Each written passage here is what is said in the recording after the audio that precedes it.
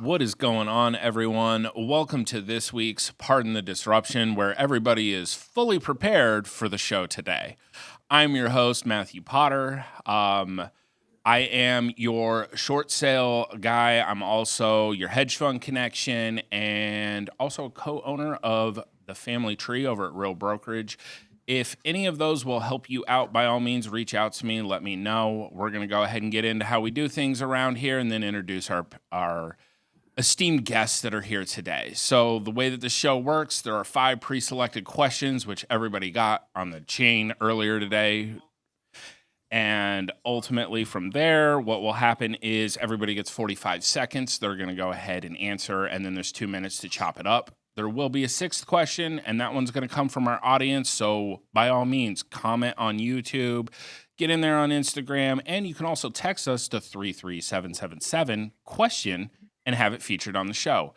We're going to go ahead and get into it and start introducing people. We're going to start out with RJ Bates down in Fort Worth, Texas. Go ahead and introduce yourself. What's up, guys? RJ Bates III here. Excited to be back for another week of Pardon the Disruption. I'm sporting my TTP shirt in honor of Mr. Brent Daniels. He was on the Titanium Vault this past week. Awesome guy, awesome interview. Check that out. And also, after we're done, you check out the 50 deals in 50 states in 50 days that we're currently doing live on YouTube. Just search RJ Bates III. Awesome. Thanks for joining us as always, RJ. We do appreciate it. Next up, we have Steve Trang. Go ahead and introduce yourself. I just want to point out a couple of things. First, I want to applaud RJ for actually practicing how to say the name of his show beforehand. I think that was phenomenal. Second, wow. I'm sure it's just a major coincidence that he's wearing a TTP shirt and Brent Daniels is the judge for Closest Olympics. I'm sure it's just a massive coincidence. It's no big deal, right? Perfect score. Again, Steve Trang, Real Estate Disruptors. We just launched our sales community yesterday, salesdisruptors.com. You'll get anything you'll ever need to get good at sales. Inside our community, go to salesdisruptors.com. Absolutely. Super excited about that launch, Steve. All the success on that. Next up, we have coming from downtown York, Pennsylvania, Eric Brewer. I could hear the envy in your voice. Eric Brewer, out of, like Potter said, the outskirts, the suburbs. I'm more of a suburb guy at this point in my life in York, PA. I do not, unlike RJ, don't have a podcast, which means I have exactly 3 less viewers than he does. So I'll get to work on that. I think by 4:15 Central Time, I will surpass his total views.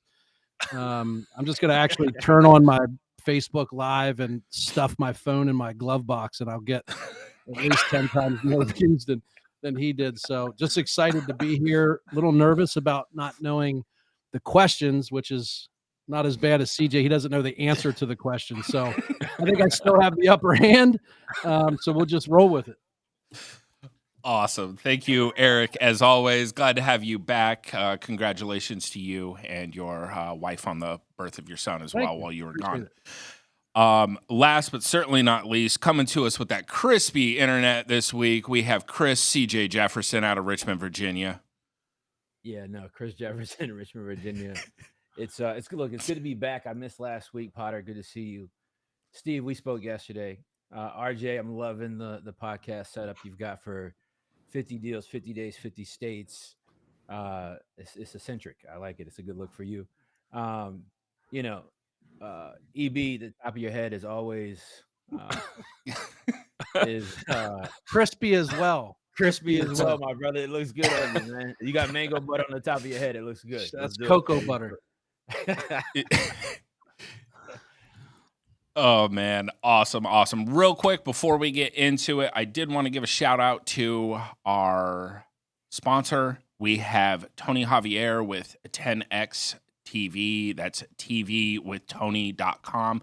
Go ahead and check them out for all of your TV advertisement needs. Let's go ahead and get into it with our first question this week. For anybody that's been living under a rock, Ja Morant is one of our favorite people to talk about, so here we go. Like Ja Morant's situation in Memphis, how would you handle a top talent continuously breaking company policies? Start us off, RJ, with your insight. I'm going to start by saying it's nice that Chris Jefferson can finally afford good internet after he bought a deal from Titanium Investments. That's what happens. Speaking of Chris Jefferson, I want to go back a couple of weeks when we talked about Ja Morant. When I brought this up, I said the Memphis Grizzlies should trade Ja Morant while there was still some trade value there. And I believe, if I'm not mistaken, everyone on this panel, thank you, Eric, for showing up this week so you could be a part of this conversation, said I was absolutely insane. Listen, if you have a top talent that is going out and acting like a complete moron like Ja Morant, you have to move on. You cannot let the organization has to be bigger than one individual player. And that's what happened here. They chose to get rid of, what was his name? Dylan Brooks, whatever, because he trash talked and did whatever. They made a mistake. They didn't realize the bigger issue here was their leader, their top talent, Ja Morant. He needed to go back then, and they should have gotten something for him when they could. Now they're stuck with the cancer. I don't know what they're going to do. As far as an organization, a business goes, you've got to cut ties from people that are cancers to your organization, get rid of them as quickly as possible.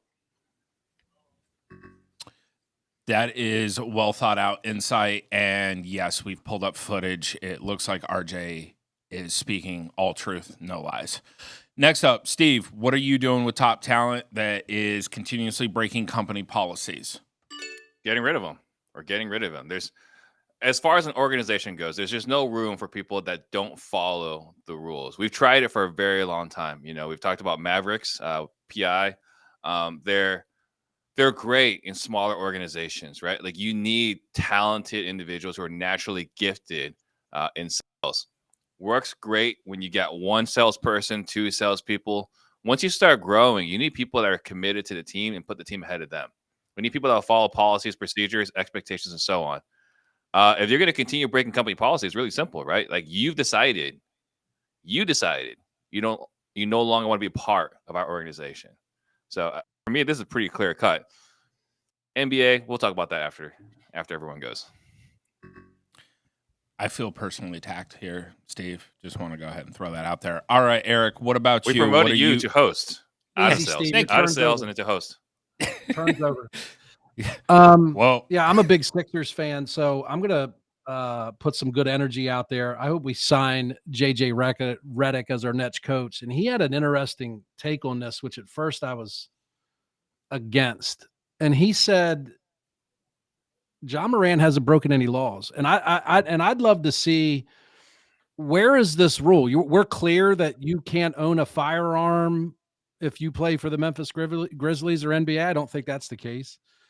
He pointed out the fact that, like, the governor of Texas or something sent out postcards or mailers with him holding a rifle on it. So he's publicly putting out images of him holding a weapon, openly supports owning. So generally I disagree. Listen, it's very difficult to say that it was done in good taste. It is a horrible PR move, but I don't know that the ground rules have been made clear about what's permitted and what's not.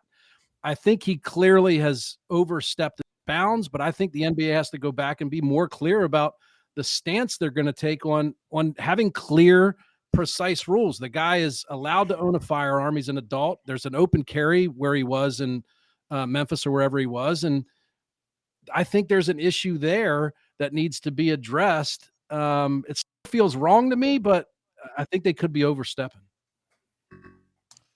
Way to play devil's advocate on this one, EB. We appreciate it. I like that insight. All right, CJ, what are your thoughts on this one?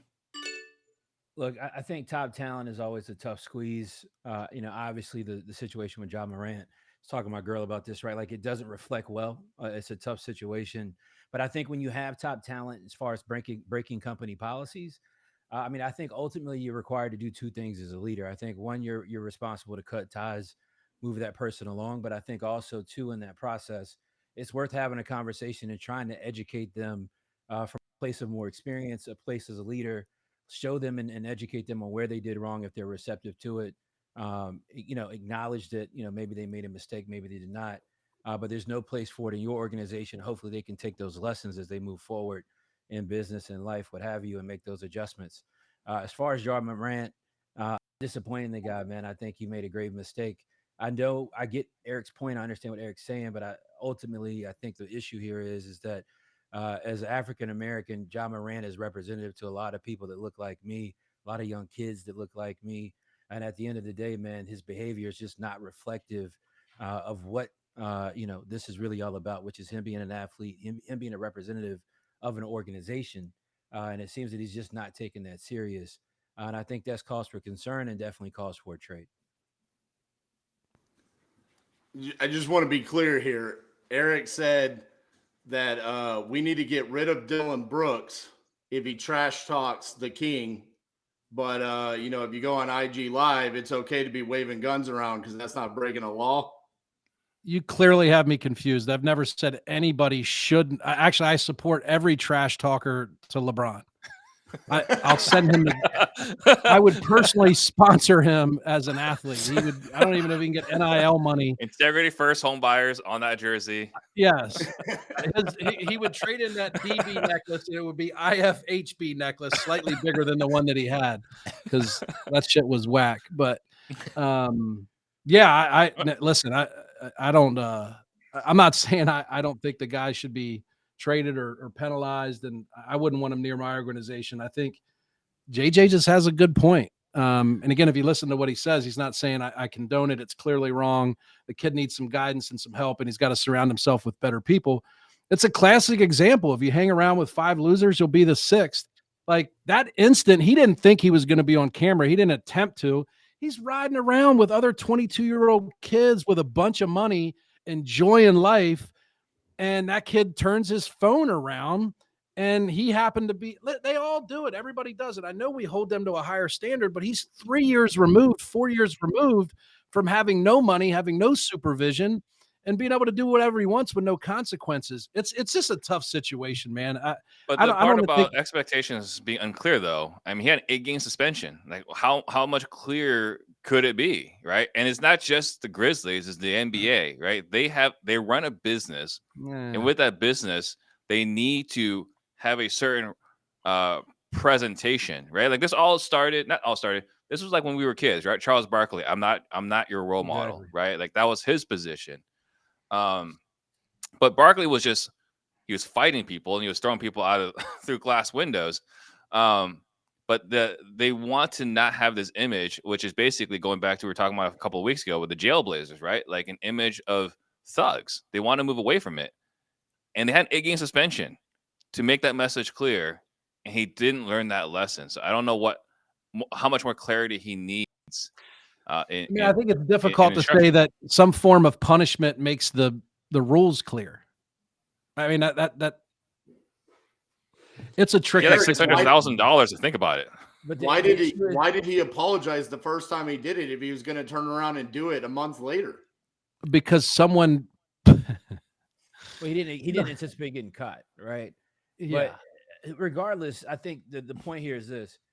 As you ascend to different places, especially publicly, this is something I've even struggled with myself. There's just certain responsibilities ultimately that come with that, especially if you're a representative as an employee of a business. So, same thing that Chuck said back in the day, hey, I'm not a role model. The reality of it is, unfortunately and fortunately, I guess, you don't get to choose when you're a role model.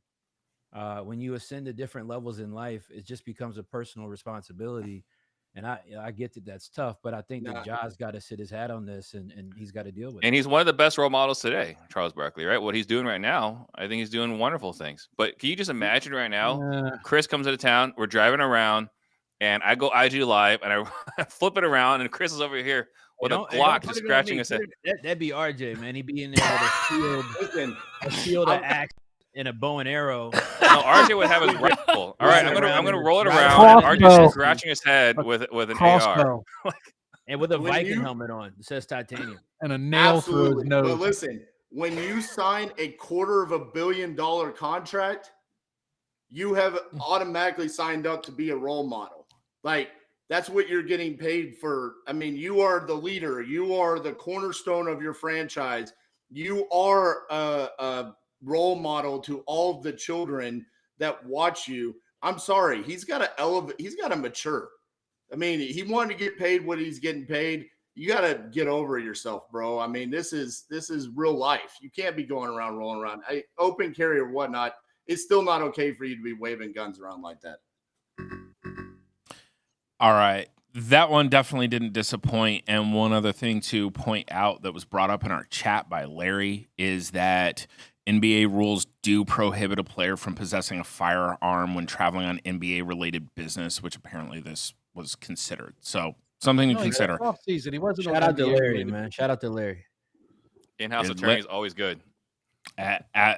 Absolutely. So that being said, this round is it is going to go to RJ Bates for pretty much, answering this one actually 2 weeks ago. That being said, everybody brought a great point, as always, except for Eric.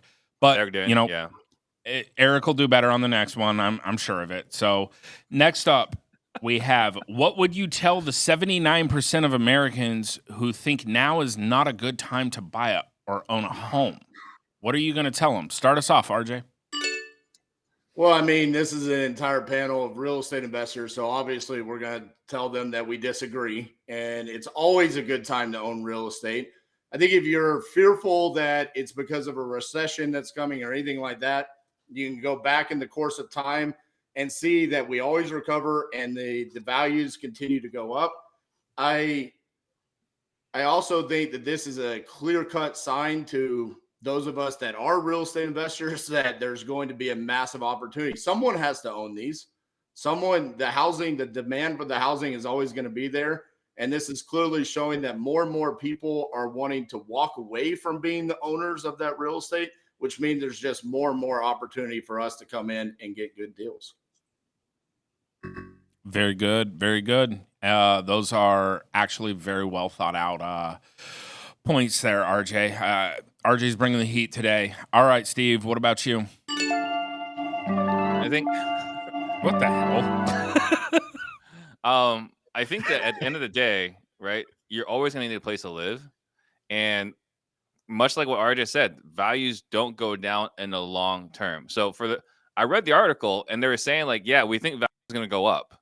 So now's not a good time to buy, but they also believe value is going to go up. I don't understand who they're interviewing exactly, right? But if you believe value is going to go up, there's no reason right now not to buy a house. With that being said, I think buying a house is never about, how would I put it? I guess just like what I was saying earlier, you need a place to live. It doesn't make sense to worry about whether prices are going to go up or going to go down, because if you rent, it doesn't matter if prices go up or going to go down. You're buying this for you, for having a home. It seems insane to me that this is even really a question if you're considering renting or owning. There's so many advantages to owning a house. Steve, I have insider knowledge that 98% of the people that filled this out were from San Francisco. Jesus. Outstanding. All right, Eric, what are your thoughts? Yeah, I think two real estate investors answered that question as a real estate investor. And I'm going to imagine that a large portion of those 79% of people aren't real estate investors.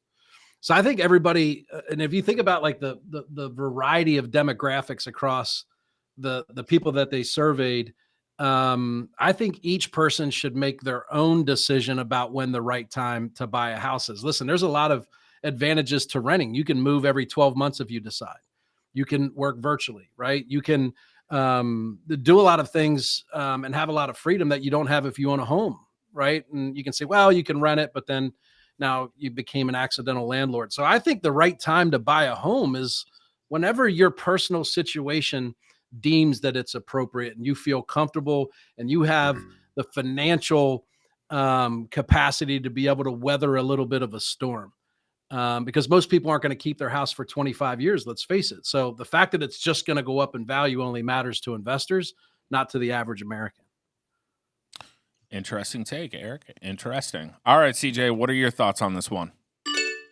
Yeah, I mean, I don't think there's a one-size-fits-all answer to the question. I tend to agree with Eric on this as well. Ultimately, I think the time to buy a house is when you got an actual plan. I think we've kind of got fixated since the Great Recession from a retail perspective on this HGTV concept. Everybody wants a brand new house. Everybody wants a renovated home. Everybody's paying top of market, as people traditionally do in retail when they buy homes at any point in the market. But I think people need clear-cut plans before they buy homes. Can you really afford the asset? Are you really purchasing at a price that makes sense for yourself? Are you maybe buying in an area that, based on the cycle that we're in the market, has future appreciation value that can get you a return because you're not going to hold it for 25 years? But there's a lot of people in the last 10 years that in 3, 5 year, 2 year burst have been able to create considerable equity and value in their homes and make, transformational wealth for their families. So I just think it just depends on timing for each individual. And I think it just comes up to people's individual plans on what makes sense for them in their life. So I think, the time to like buy a house, right? Like I have people like, when's the right time to buy a house? And I answer the same way as when's the right time to get married? When's the time to quit your job and start a business? When's the right time to have kids? There's no perfect timing, right? Like if you want to buy a house, go buy a house. Go figure out a way to buy a house. That's the right time to buy a house. I would venture to guess if you go, survey the public. I don't know who Gallup is surveying exactly, right? But if you had the option to rent or buy, I can't imagine that many people that are saying that I would choose to rent, right?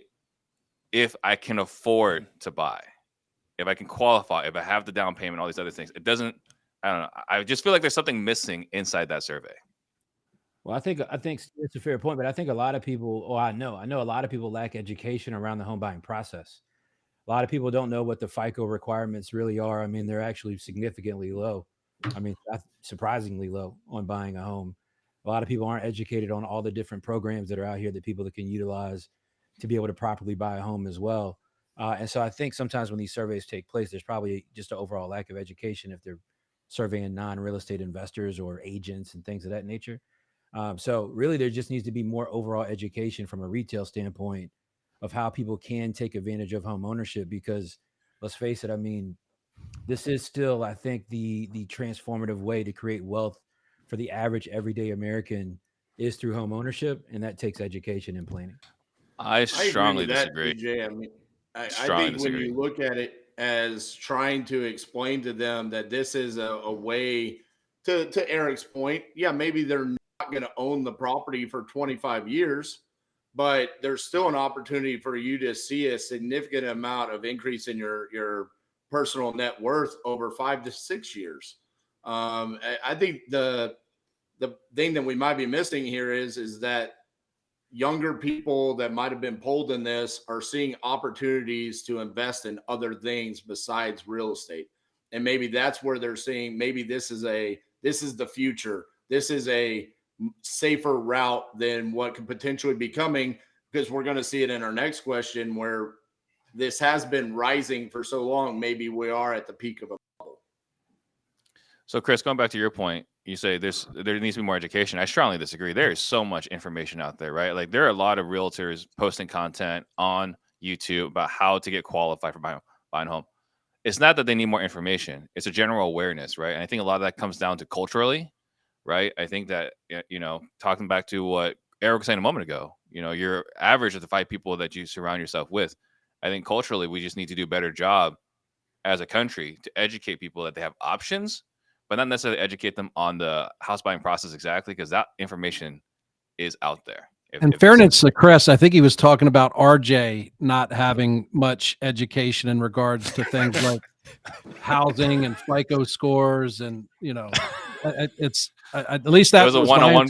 Well, yeah, maybe it was one-on-one time. Maybe it's a double entendre, but yeah, Steve. Shout out double entendre. Yeah, I think Steve, that could be perhaps in your world as an investor, as a professional, as somebody who had a white-collar job before you got into real estate.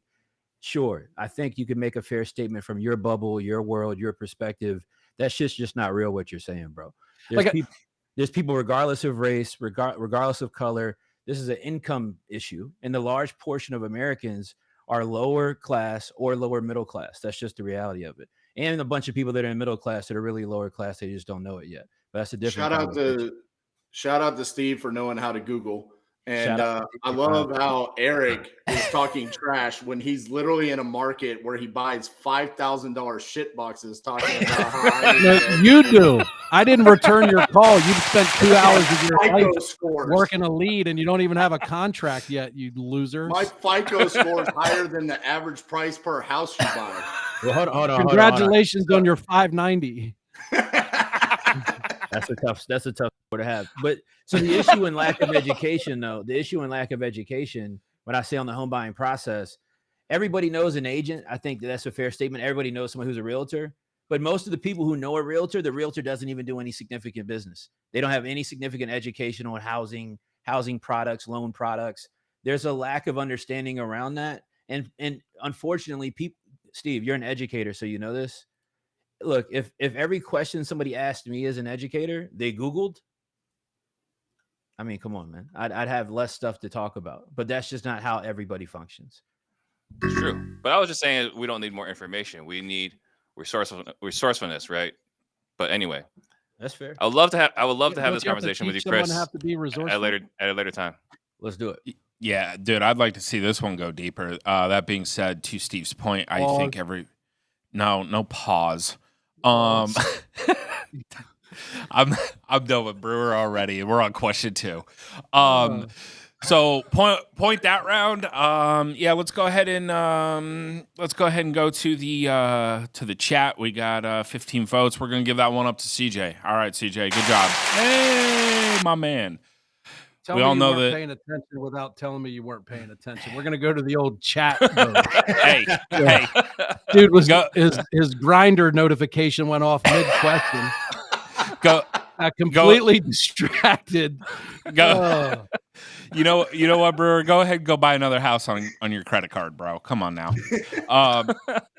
Next up, we have how should investors be preparing for, and I quote, billionaire investor Stanley Druckenmiller, his warning of this is probably the biggest and broadest asset bubble that we've ever been in. Go ahead and start us off, CJ. Yeah, I think from all perspectives at the moment that seems likely accurate. I think apartment investing is taking a hit right now as far as multifamily. I think office space is taking a hit significantly right now. This whole go back to work thing, that crashed and burned, that didn't work, right? A lot of these companies are sending people back 1 day a week. So, could this bubble that pops be pretty broad? I think that maybe that is what we're seeing at the moment.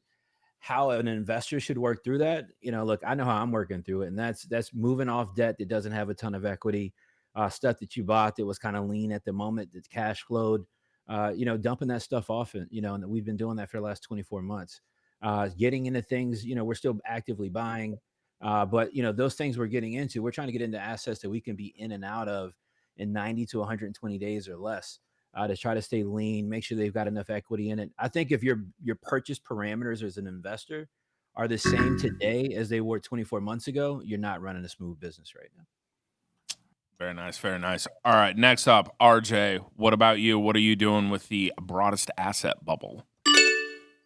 I think what we're looking at is there's certain areas where this is a serious concern, and it's because we've been pushing the barometer so hard over the past decade or so. I mean, and anybody that's a billionaire, you can't just wipe off their opinion and just say, hey, I disagree with it. I think we have to take this and really think about what he's saying here.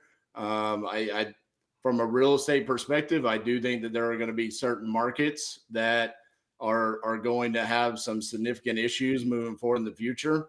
We saw that back in 2008, 2009 in Phoenix and Vegas. And then we've seen the rise of those assets. Could we potentially be looking at another thing where, hey, Phoenix values are going to plummet, Vegas values are going to plummet? Possibly. No, you're good. You're good. Go ahead and finish, RJ. We're gonna. No, it's okay. I'll just correct Eric when he's done here in a second. That sounds good. He's not going to use his time for anything good, anyways. All right, next up, Steve. I think the answer to this question would be pretty consistent with the answers to other questions we've had about the bank failures as well as the interest rates and this and that. You have to have a lot. You want to get as much cash in the bank as possible, and you want to get in and out on deals as quickly as possible, right? So you want to have, ideally 6 months. If no deals, you can still fund all operations. I think it's a pretty lofty goal for most of us. You can get to 6 months, which I'm not anywhere close to that, right? If you can get to 6 months of cash reserves, get in and out intentionally, I think you're going to be fine. I think that's how you plan to invest in this upcoming bubble, right? I think that we do a lot. Our income is based entirely on doing transactions, so we still need to do transactions. So running as lean as you can, having a bunch of money in the bank, and getting in and out as quickly as possible. That's how I plan to prepare for this, as well as any other future crisis. Good insight, Steve. Good insight. All right. Next up, we have Eric. Bring something good this time, please. I'll do my best. I think if you look at the heading of the article, and I was reading through it just now, actually, I just naturally scroll past all these other asset classes. That's of no concern of mine. Like, I don't care what crypto's doing. I don't really care about AI at this point. And I go right down to real estate, and he has a very different take on single family housing. And he talks about the massive shortage. And quite frankly, as he indicates, if everything else goes bad, move your money into housing. It's precisely what the guy says in the article. So for my lane, I live in single family housing. I'm not in office. I'm not in commercial. I don't do really short-term rentals. I feel pretty secure where I am. I think Steve gave some decent advice about 6 months reserves, not being over leveraged. And then I would defer to 2 books. Read Great by Choice by Jim Collins and How the Mighty Fall. Those 2 books will give you the framework you need to not be part of the bubble. I'd feel pretty secure too if I were Eric. I mean, 10% reduction, his property value goes from 5,000 down to 4,500. I think you're okay. I mean, by the way, he's in the basement of one of my $5,800 homes right now. It's the least nicest part of it's 400 square feet. He's been down there with like 1 foot long Italian sub for let's get that bread.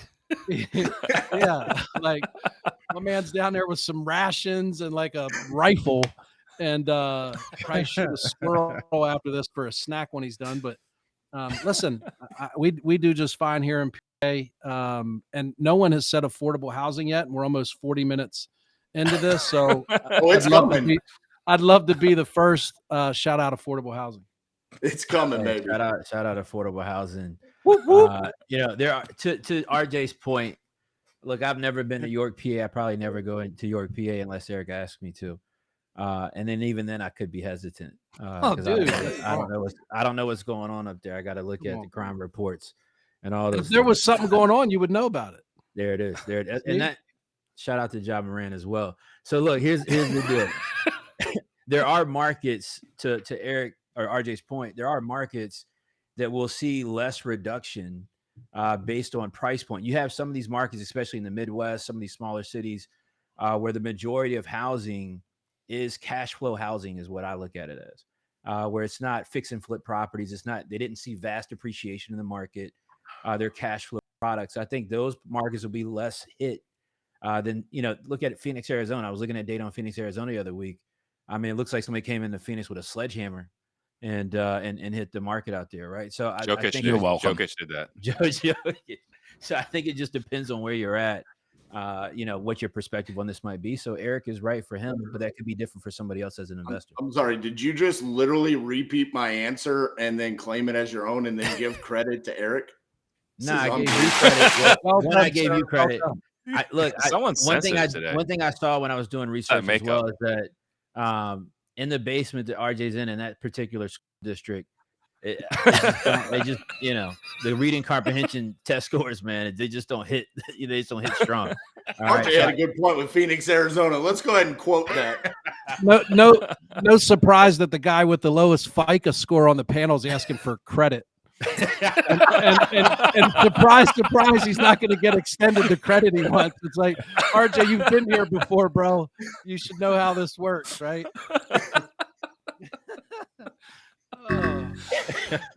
Oh man, that's outstanding. I'm very happy with this with this round.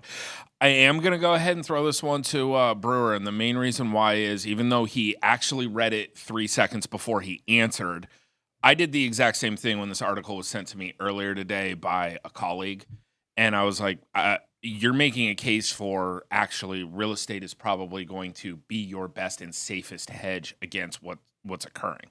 So good job, Eric. We're really glad that you got your head in the game. I appreciate it. Appreciate it. All right, we're going to toss it over to Steve real quick for a word from our sponsors. Whoops. And I'm What done is with the going board on? today. Nope, no, All Whoops, right. that's the right. There you go. That's the There you go. appropriate intro. Yeah. FireMatthewPotter.com. This is it right here. It's All higher, right. Shout out my not fire. colleague. Higher. Yeah. Yo. So the sponsor for today's show is 10x TV with or tvwithtony.com. Do you want to get inbound leads calling you and get celebrity status in your market? Look no further than Tony Javier's 10x TV. Tony has been doing TV commercials to find consistent, motivated sellers for over a decade. It is one of the things that has allowed him to do over 1,000 flips. He'll use his proven TV commercial formula to get high-quality leads calling you and even set it up for you. Get in front of 10 times more people, 10 times faster, 10 times cheaper with 10 times more credibility than any other marketing channel. Surprisingly, TV has little to no competition and can get you a steady flow of motivated seller leads. If you want to see why over 100 real estate investors use Tony to run their TV commercials, go to tvwithtony.com to see if there's a spot available in your market. Again, go to tvwithtony.com. There we go. We got the right sound this time.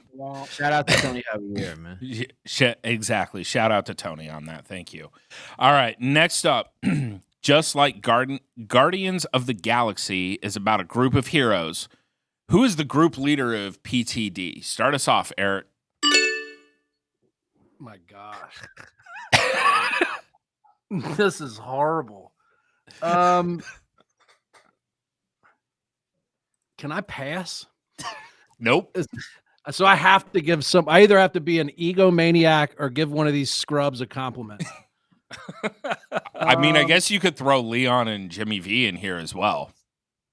I mean, that's what I meant by pass. I'd have to like at this. If you just went to the scorecard, it'd have to be between CJ and RJ. And I would probably go with RJ. The Wi-Fi was the tiebreaker. Like there's got to be like there just has to, it was close, but I'd have to go with RJ. Shout out to Crispy Internet today from CJ. We love it. All right, CJ, what about you? Look, I've never seen Guardians of the Galaxy. You know, I assume it's like one of these Marvel situations. Is that not right? I would say that everybody up here in their own right. I'd say I was the most handsome for sure. I'd say that everybody else up here certainly looks like a Guardian of the Galaxy from a quick Google search. They look like one of the characters for sure. I don't know who I'd assign to who yet. In terms of leadership, man, that's really tough. I don't know that I'd give it to. Actually, I might give this to Steve. I think I give leadership to Steve. He let us do drugs in the office. So that's fair. He wouldn't trade us from the organization if we fucked up. I think that's fair as well. And he let me drive the Tessie, so that I could work for him and wear nice clothes and go to the bar and hand out my business card and pick up business on behalf of the company. So I think I'd extend leadership to Mr. Trang. Outstanding. All right, next up, RJ, what about you? Who's the leader? So we're just going to run down the entire roster here to determine what we can do. Eric, we got to start off with him, and really, he's Drax. I mean, he says stuff and he's serious, and it's just so dumbfoundingly stupid. But you laugh, but he's serious about it. So he's Drax. Steve is Rocket Raccoon. I mean, there's a little bit of leadership, but he's just really annoying, and you kind of want him to just shut up most of the time. Potter is like Gamora, silent assassin, just kind of walks around, plays the little sounds behind the scenes. And then we got CJ. Okay. CJ's Groot. He just repeats himself over and over and over again. Affordable housing. Every week. And so that leaves me. I'm Star-Lord. I'm the best looking and clearly the egomaniac here. So that's why I'm the leader. All right, RJ, in true RJ fashion, has a vote for RJ. Fantastic. Yep. All right, Steve, what about you? If we're going to go just by question, leader of Pardon the Disruption, I would say it'd either be myself or Elias, right, for leading it. But I think if we're talking about the panel, shout out to Elias.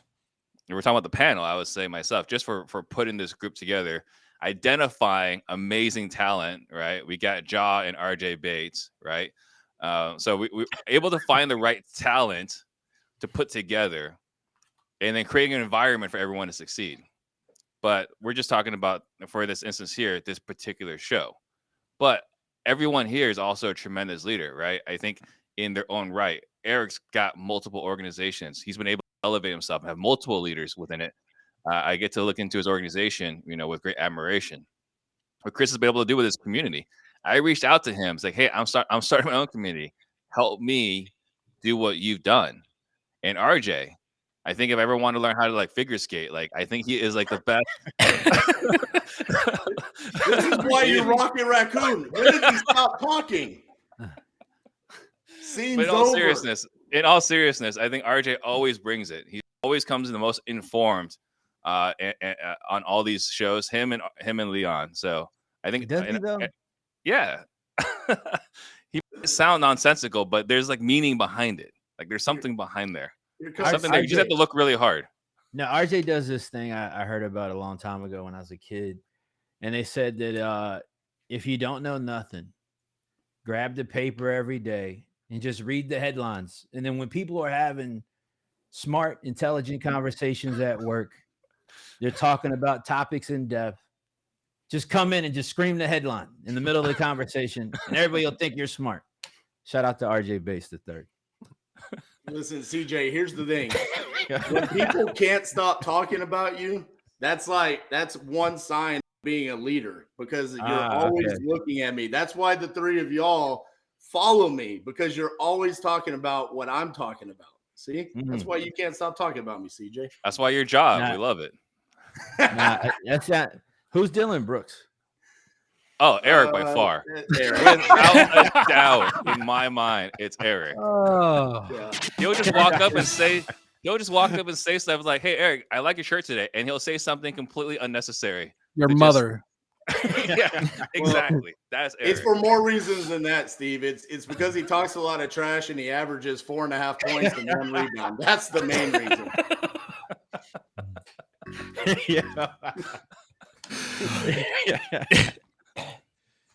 I wasn't quite Eric sure how this one next week. Nah, I just pictured Brewer with hair and cornrows and a flared out beard, averaging 7 a game, thinking he's LeBron. No, that's hungry. We got out there just eating at 7 Shout a out game. To Dylan Brooks, man. Yeah. I'll bring some cornrows next week. I'll get it. You could glue them on there, I bet. No, that was fucking hilarious, man. Just braid RJ's beard and glue it to my head.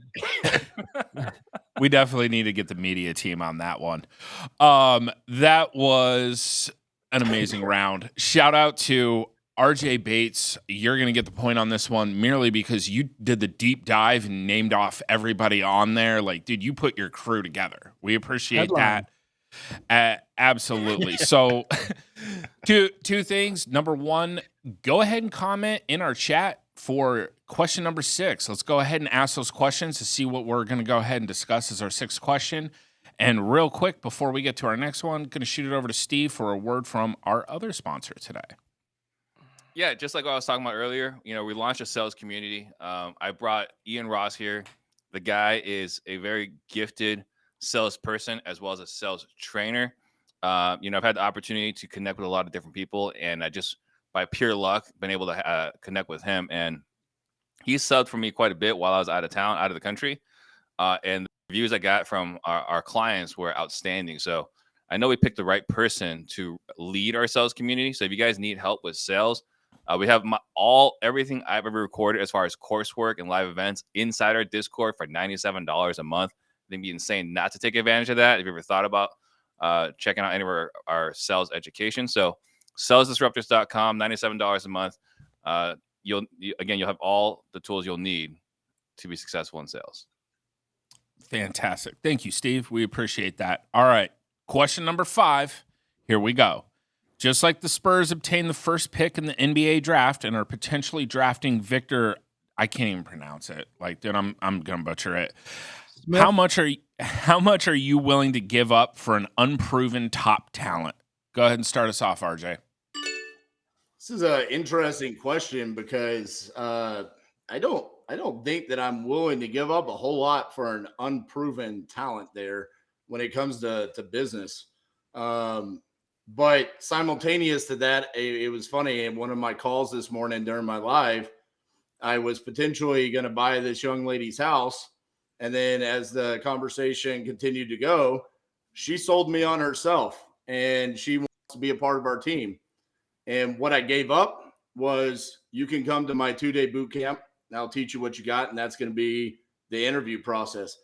On a business side of things, though, when it comes to unproven talent, I don't think we should be giving up much, because that talent should be flocking to you, similar to what happened today. So I don't know that I love the question in regards to the NBA, which, we have to have multiple NBA questions. So It's better in NHL. So yeah.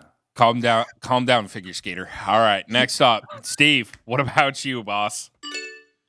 I mean, I think in general, right, for the business context, unproven talent, not a whole lot, right? If you don't have a track record is incredibly valuable information to let us know how you're going to do here, right? If you don't have a track record, how could we possibly guess how successful you're going to be? As a recruiter and a person that's assessed a lot of talent throughout the years, I can tell you there's one thing I'm god awful at, and it's predicting how well someone's going to do. I've had people come through as like, this guy's going to be a rock star. Sucked. I've had people come through as like, man, I don't know, but let's just give them a shot, and they crushed, right? So unproven top talent or unproven talent, I'm not willing to give a whole lot for unproven talent. It doesn't make a lot of sense as a business owner. That makes sense. All right, next up, go ahead and give us your thoughts on this, Brewer. Yeah, I think it's really hard to document what proven talent is. I think anybody that puts too much of an emphasis on experience and track record has no confidence in their ability to be able to mold and teach somebody. So both of you lames that said you wouldn't do it can send the people that are talented that you can identify and lead my way. Also want to point out that once again, RJ was having a two-way conversation and the other person closed him, not the other way around.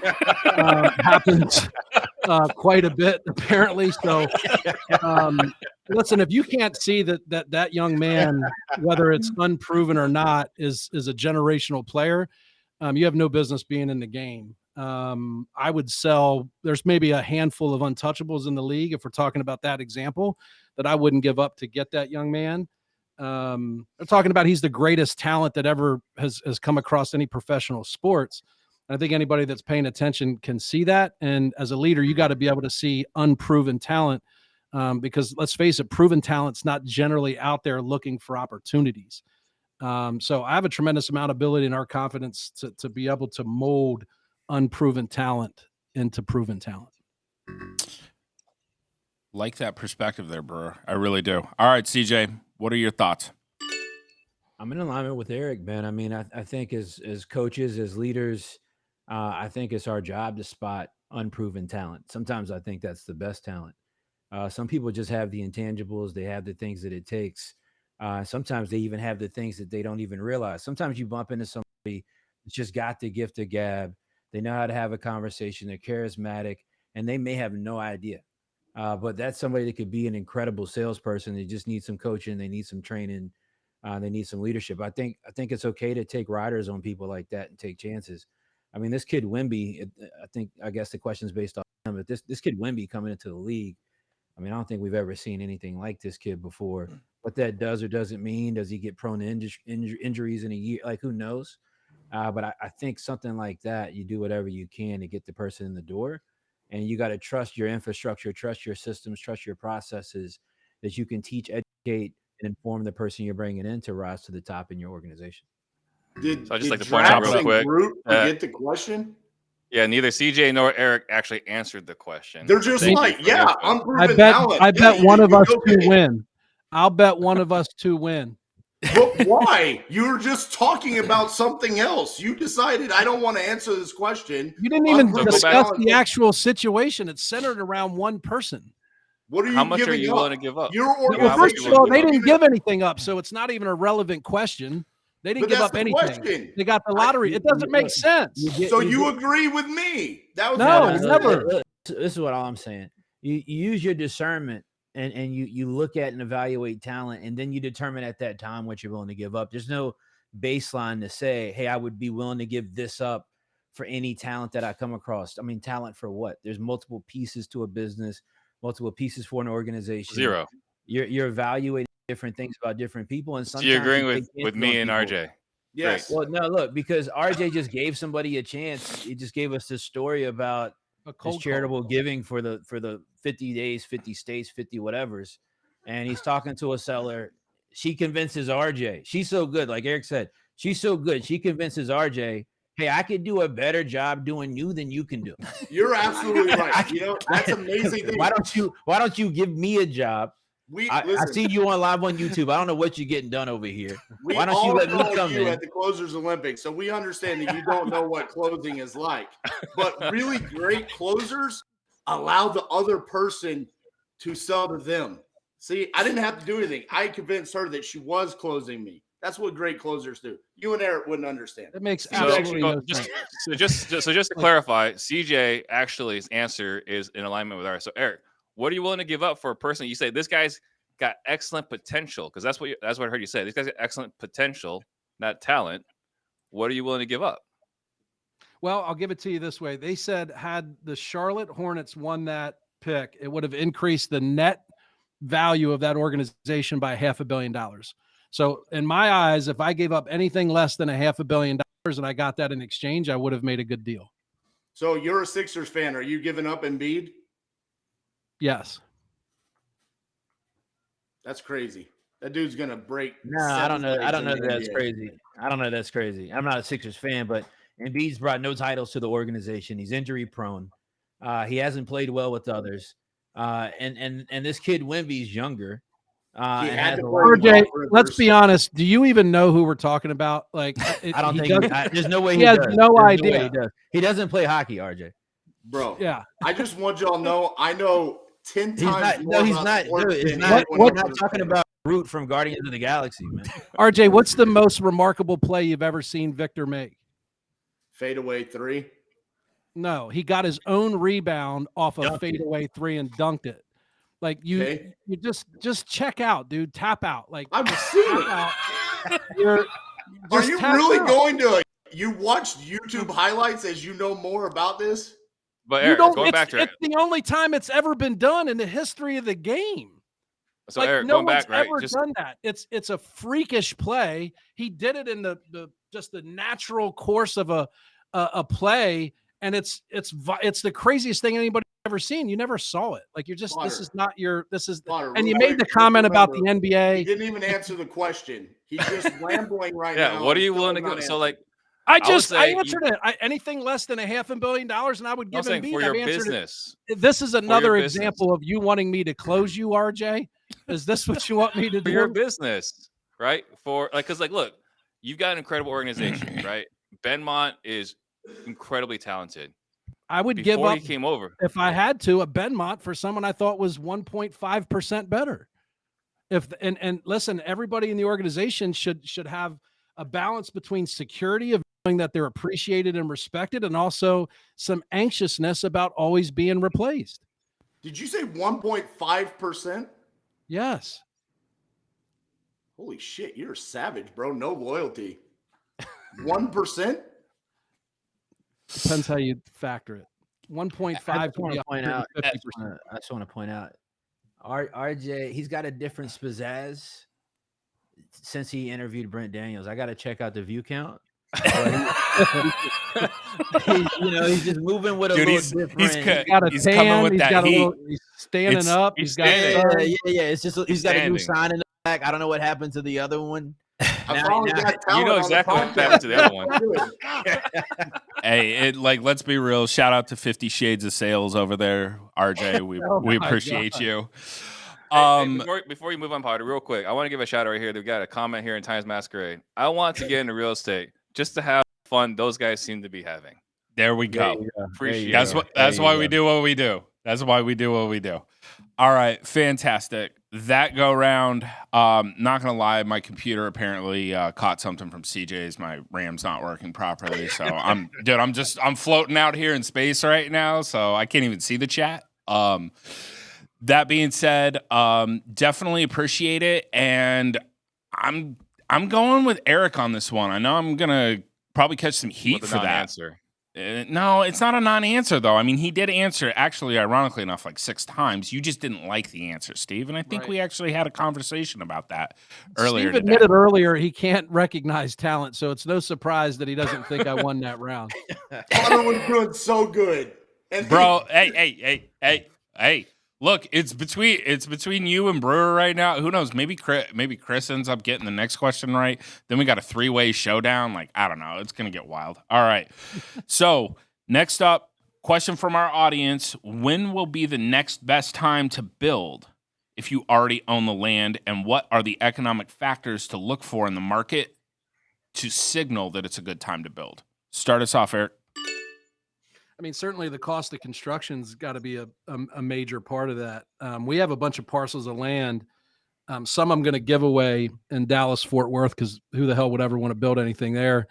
But a bunch that we have in Pennsylvania that literally there's a magic point where I have to be able to establish a blend between interest rates coming down a little bit and the cost of construction between labor and materials getting below a certain threshold, or I can't do anything with the land. It just doesn't make sense.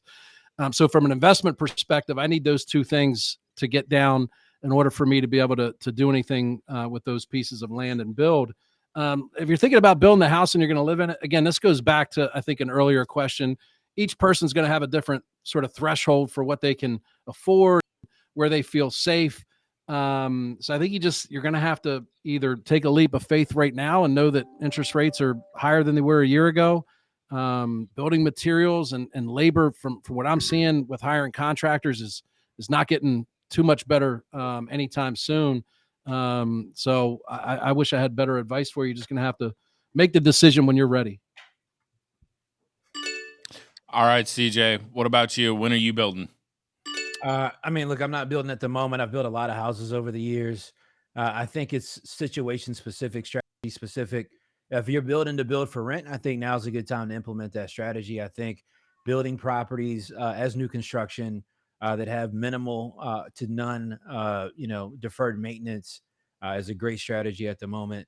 If you're building like most people though to flip, or you're building to, like in production style, I think you got to be a bit hesitant at the moment, depending on what your pockets are. I think ultimately, we could all agree that if you have the financials to sustain any dip in the market, that the market is always going to increase to a lower point. I don't think we're going to see where if you bought land well, right?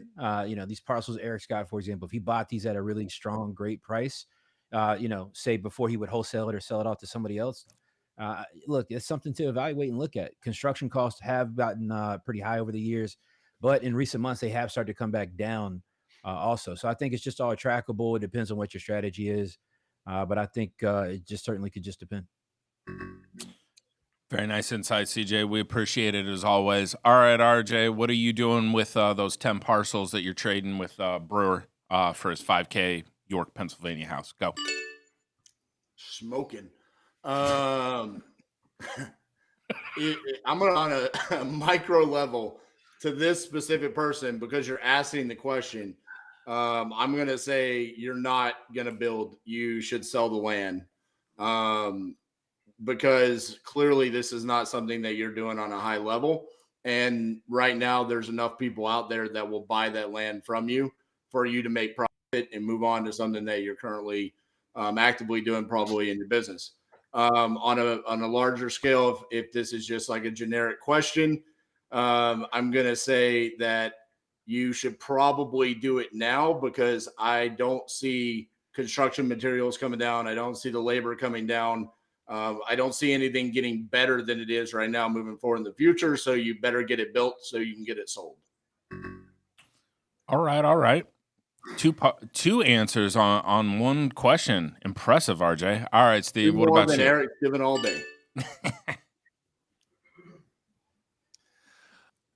So I would look at two different pieces of data. They're not quite economic data, but the two pieces of data I would look at is there's a guy that we got a chance to meet, Bruce Norris at Collective Genius. And this guy, all he does is time land. That's all he does. And he's bought a lot of good land at the bottom of the market and sold it at the top of the market. I would very closely follow Bruce Norris. He's out in California. And then we got Frank Cava, someone else, I met through CG. And the guy cut his teeth in new builds, right? And he said the new builds, the builders track one very specific data point, and it's foot traffic. The day foot traffic slows down is the day they stop buying land and building. So I would just pay very close attention to what the builders are doing, because the builders have more data than anybody else. So you can look at all the economic data, the recession, what the banks are saying, the news, what we're talking about on the show. If you're looking to build and develop land, I would pay attention to what the builders are doing and check out Bruce Norris down in Southern California. Anyone ever notice how many times Steve just quotes other people? Like, Yeah, does he because I'm ever actually educated. have like an opinion for himself? Because I'm educated. You wouldn't understand. It's just, this is what happens when you're a podcast host that doesn't actually add anything to the podcast. You just read a script the whole time. You just quote other people. Yeah. You can go with RJ's answer about build now and just willy-nilly this. Or sell it. You can Clearly, make an you don't know what educated you're doing. decision. Sell the land. Willy-nilly. Yeah. That's what I So got. We got nothing else to add. Like no more discussion on it. That's You what lost we're me gonna at go with. willy-nilly. Um, I'm And done. pew-pew. Eric, pew-pew. TTP, man. TTP. Indeed, TTP. Give me the title, Potter. Give me my belt. It's So over. it pains me to do this. Steve. No, it really honestly does pay me to do this, as we all know. I am going to give that one to RJ. Like he dropped two actually thought out answers. I'm not saying that Steve's answer wasn't good. Brewer, honorable mention. CJ started to warm up the crowd. We're good there. But I mean, RJ makes a valid point on a micro and macro. So he is the winner this week. Hopefully we have a better showing next week from our panelists. We really do. Real quick, before we go ahead and do outros, I did want to go ahead and give a shout out to our sponsor. We have Tony Javier with 10X TV. That is tvwithtony.com. If you are looking to get into the TV advertising space, certainly reach out to him and go ahead and explore those options. First off, we're going to hear from our champion this week. RJ, go ahead and send us out with your 50-50-50. Yeah, what an amazing show. It always is when I win. I mean, just top notch. Eric, appreciate you coming in with all the energy today. CJ, good job not ever saying affordable housing, bro. That was amazing. Yeah, check out us live on YouTube over there. Cassie's, I see her. She's dialing away. We are up to, I believe, in 15 days, 55 contracts sent and 35 signed. So check us out. 50 deals, 50 states, 50 days. And then also don't forget to tune into RJ's podcast, Let's Get This Bread. Go ahead and check that one out. All right, Steve, what about you? Say bye to the people. Grand Real Estate Disruptors. I had a fun time hanging out with three of my friends. And the show is brought to you by FireMatthewPotter.com. It's HireMatthewPotter.com. Clearly, HireMatthewPotter.com. Clearly, somebody didn't come correct on this. All right, Brewer, say bye to the people. Yeah, I appreciate. I look forward to Thursdays, even the days that I have to be here. And I don't know how you gave that last one to RJ. He actually called the person that asked the question stupid. He said, clearly this person's not at a high level. I mean, that's just not how we want to treat people. So, Unless you're clear Chris. example of a toxic Shout out leader. to my bank account. Eric, I saw that you asked the question in the private chat. That's why I answered that. Oh, all right. Now it makes more sense. But no, man, I had a good time. I enjoy the opportunity to chop it up here and spend time with these guys and make light of, some important topics and take pot shots at each other. But I think it's all love and everybody respects each other. Everybody here does a really good job, and I'm just thankful to be here. So. Absolutely. We're happy to have you back, Brewer. It was good. It was good to see the top of your head today. We really appreciate it. CJ, go ahead and say bye to the people. Always a good time. Potter, I'm gonna hit your sidebar. We need to chat. Yes, we do. Hand on the shoulder, type conversation. Respectfully. Coming down to Phoenix. Respectfully. RJ, I've been distracted. Maybe my answers weren't good today, Potter. I'm extremely distracted by this wood paneling. It's triggering. It's triggering. It takes me back to a place I've long forgotten. Eric, always good to see you. Steve, you as well. Steve, we'll catch up. To everybody watching, much love. Enjoy your Thursday, man. See you guys next week. Absolutely. It was great. It was great to have the gang back today. Thank you, everybody, for tuning in. As always, we appreciate your support. Like, comment. You can subscribe. Go ahead and share with your friends. Until next time, we'll see you later.